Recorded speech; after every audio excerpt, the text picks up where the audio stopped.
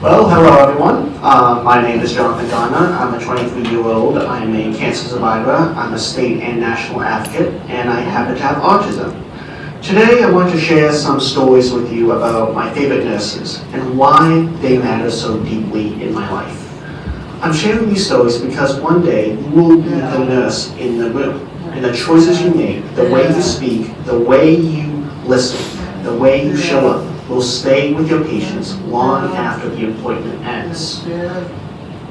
I believe healthcare is a human right. It shouldn't matter who you are, where you come from, or what challenges you face. Everyone deserves respectful, high-quality care. But I've learned that's not always how the system works. People with autism and or people with intellectual and developmental disabilities often face real barriers to care, being discriminated, misunderstood, or not believed. That's why I tell my story, because I believe stories have the power to change how people see, how they care, and ultimately how systems work.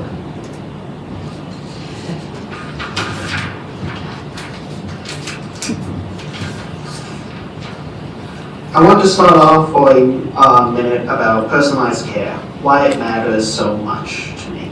Everyone processes the world differently. What helps one person feel calm and safe might not work for someone else. During my cancer treatment, one of my biggest sports, was my Cookie Monster, which I think some of you already saw. Let's see, where was I? My dad gave him to me, and my mom sewed a real medical port into him so I could see and feel what was going to happen before it happened to my own body. I brought him to every single appointment. He helped me understand what was coming, and he helped me feel safe. That's personalized care for me. Someone else might need headphones, a quiet room, extra processing time, or written instructions instead of verbal ones. But the important question isn't what the accommodation is. It is, does this space feel safe and welcoming for the person in front of me? Because when care is personalized, trust is built, and trust changes outcomes.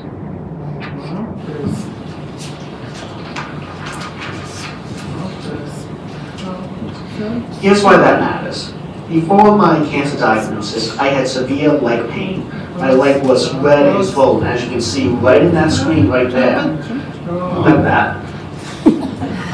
But when providers saw the word autism in my chart, that became the focus, not my symptoms or the big red leg. You have to keep some comedy here, people.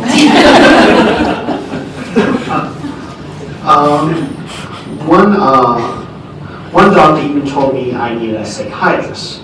For a moment, I wondered if the pain was in my head. It wasn't.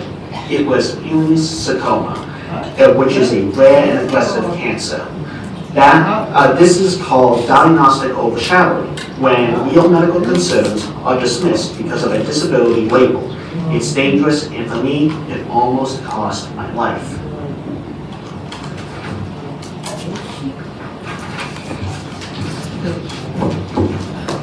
What's that?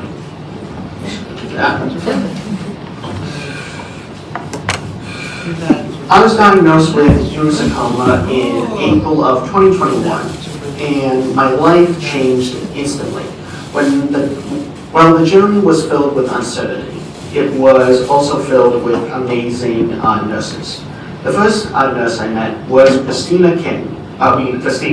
Yeah. You know the last name on. No, you can say the last name. She won't. Oh, I did? Cool.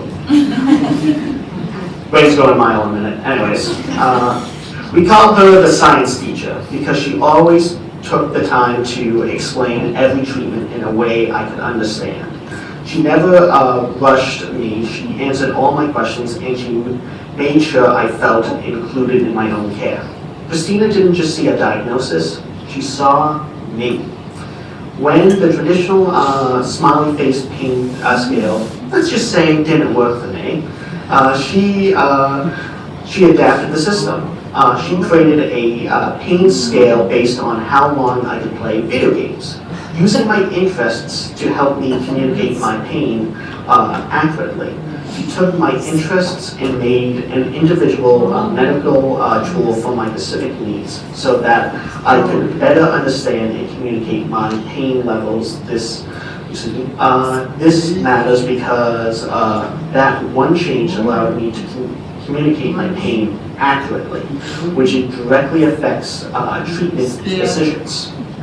Christina told me something I'll never forget. She said, "I'm not just part of your cancer journey, I'm here for your lifelong journey." And she means it.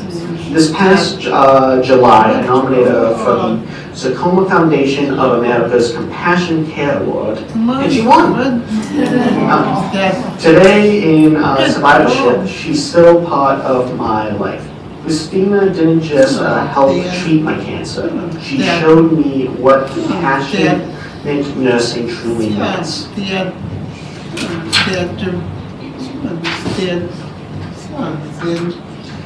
Next, I want to tell you about my main chemotherapy nurse, Nurse Lauren. For the moment I met her, I knew she was someone special. Even behind her curly mask, I could tell she was smiling because of her kindness came through right away. She introduced herself to me and my mom and made us feel at ease. Lauren didn't start with my chart. She started with me. She asked about what I loved, like video games, my work as a skills trainer for children with autism. That simple act helped calm my anxiety during a really overwhelming time. She also shared parts of her own cancer journey, which gave me hope and reminded me I was not alone. One day, she surprised me with a Cookie Monster chemo cap. She decorated my fluid bag and left me a personal note. She remembered the little things, and those little things matter. Before leaving my room each day, Lauren would always say, and I'm going to do as close as an impression I can to this, "I'll be back." I think I did very good on that one. It's great. My mother gave me that, so we joked that it was like, well, the Terminator. But to me, it meant safety, consistency, and trust. On my last day of chemotherapy, she celebrated with me and my family. Laura didn't just help me get through treatment. She showed me what compassionate nursing really looks like. During my cancer journey, there were many days filled with uncertainty, but one nurse who made an incredible difference in my life was David. From the beginning, David brought light into some of my darkest days. He wasn't just my nurse. He became someone I could trust. We talked about manga, WWE, and everyday life. He understood that sometimes distraction is comfort and connection is care. One day I asked him a question I was afraid to ask anyone. Why is this happening to me? David didn't rush the moment. He didn't try to fix it.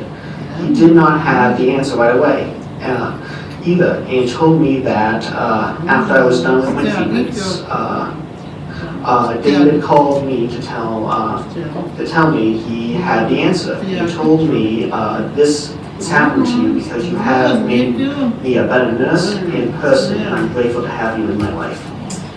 Those words gave me purpose. David taught me a countdown strategy to help reduce my anxiety during blood draws and injections, which is a tool I still use to this day. David didn't just help my cancer, didn't help treat my cancer. He cared for my emotional and mental well-being too. And that's why his impact on my life will stay with me forever.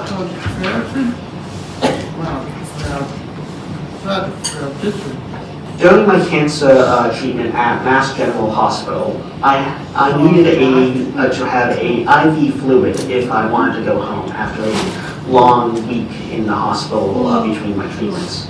We could not find a nurse who could come to our house to access my port. So my team all met together to see what they could do. And Judy Ann said since she could not find anyone, I will she would go and access, she said since we could not find anyone, I would go and access his port so he can rest at home for a few days. Without hesitation, she stepped in when no one else could. After long days of working in Boston, Judy Ann volunteered her own time to come to my home so I could rest and recover instead of traveling back and forth to the hospital. She did it simply because she cared. She cared about me and my mental health and how much I needed to be home. But Judy Ann's impact went beyond the medical care. She always offered words of encouragement that lifted my spirits and reminded me that I mattered as a person. I'll never forget when she told me, "Jonathan, we're here for your physical well-being and your emotional well-being. We love you and we're going to get you through this." That meant everything to me. Judy Ann gave me the gift of being home when I needed it most.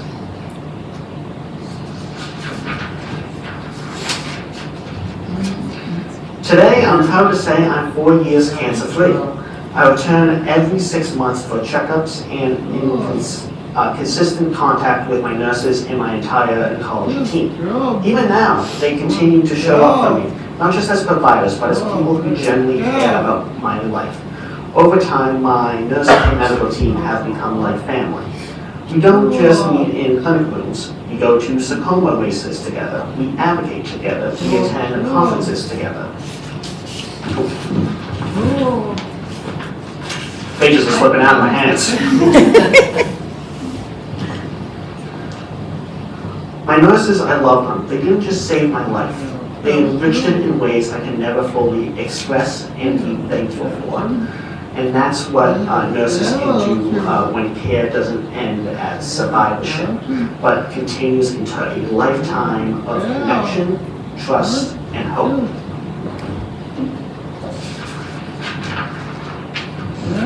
Your patients may forget procedures. They may forget medications, but they will never forget whether you spoke directly to them, whether you believed them, whether you adopted care to meet their needs, whether you stayed even in survivorship. Nursing doesn't stop when treatment ends. Sometimes that's where it truly begins. As future nurses, I hope my story inspires you to see the profound impact you can have on your patients' lives. You have the power to make people feel valued, seen, and loved, even in their darkest moments. Thank you for choosing this path, and thank you for being the kind of nurses who don't just change outcomes, but change lives. Thank you.